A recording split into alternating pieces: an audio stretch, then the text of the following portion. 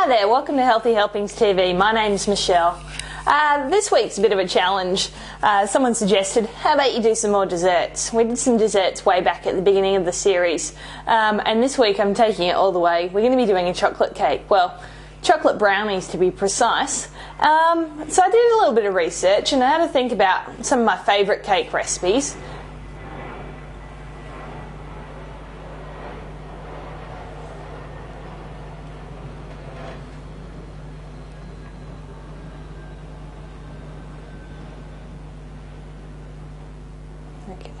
So I did a little bit of research and I had to think about a few of my favourite cake recipes, and well, my favourite one is really a chocolate and zucchini cake. It's kind of like a carrot cake with this beautiful rich dark chocolate, and zucchinis, they're pretty good, but I thought, beetroot, beautiful earthy flavours. It's got sweetness so we can cut back on the amount of sugar that we have to add in, and beetroot and dark chocolate, I just can't wait to taste this. So we're doing beetroot and dark chocolate brownies this week. Now, a regular chocolate cake has lots of chocolate in it, but an easy way to substitute chocolate is to replace it with cocoa, which has relatively little calories in it. So we are going to be using a little bit of chocolate, but mainly we're going to be using cocoa to give that beautiful rich dark chocolate taste.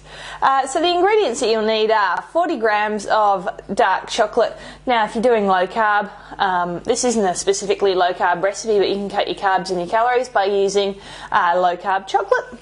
So 40 grams of chocolate, 1/3 of a cup or 80 grams of butter. Now this is a big reduction from a standard kind of cake or brownie recipe. We're going to be using the moisture from the beetroot to help us out with adding the extra moisture to this dish. 3 eggs plus 1 egg white, half a cup or 75 grams of brown sugar. I'm just using brown sugar. It's not any healthier, but I love that rich kind of taste that it'll give the dish. Half a teaspoon of salt, 1 teaspoon of baking powder, 4 tablespoons or 50 grams of wholemeal flour. Again, if you're worried about reducing the carbs, you could also use oat bran flour, or even some of this flour you could probably substitute for flavourless protein powder. And again, another 50 grams of plain white flour, 40 grams of cocoa powder, 3/4 of a cup plus 1 tablespoon or 100 grams of ground almonds. This again is a great trick if you're trying to reduce the carbs in any dish. 250 grams of raw peeled beetroot. Now you can't use canned beetroot in this dish, but there are plenty of other chocolate and beetroot cake and brownie recipes out there where you would be able to use canned beetroot instead. And 3 round teaspoons of instant coffee powder. This just again adds to the richness and depth of the flavour.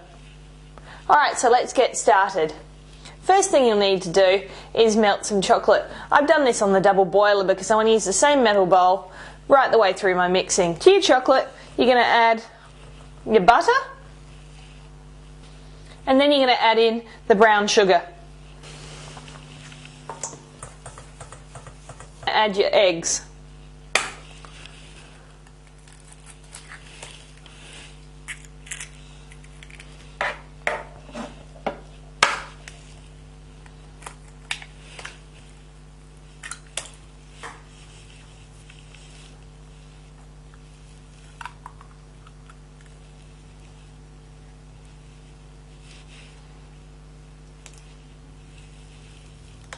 And just beat all those soft ingredients together. You can do this in a food processor as well.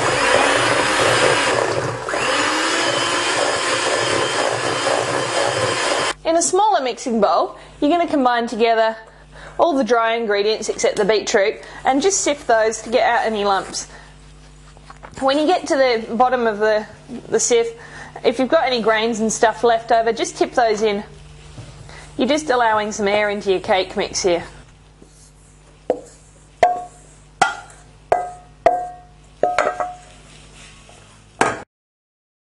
Now watch out with the beetroot, it will turn your hands bright pink. So if you've got a food processor with a chopping component on it, it'll be the perfect time to be using that, just to get that grated beetroot. You can see there's a fair bit of liquid come out of that even though it's just raw. It's probably going to have a colour a bit like a red velvet cake.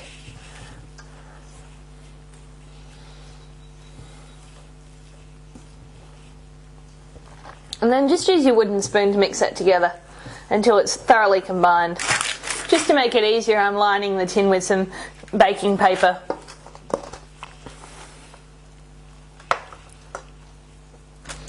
Now you're going to spread this right out to the edges. It will rise a bit because we put that baking powder in it. Then all we need to do is spoon the batter in and bake it at 180 degrees Celsius, 350 Fahrenheit for about 30 minutes, or until you put a toothpick in and it comes out without any mixture on it. Beautiful. That's beautifully springy to the touch. I'm just going to cut this up into, I think, 24 pieces. Look at that beautiful texture. It's definitely it's got nice light crumb to it, and it's got, you know, that beautiful colour that you get with red velvet cake. A little bit of natural yogurt, which I've just mixed with some honey. And dust over just a little bit more cocoa. So now for the taste test. Let's see how these taste.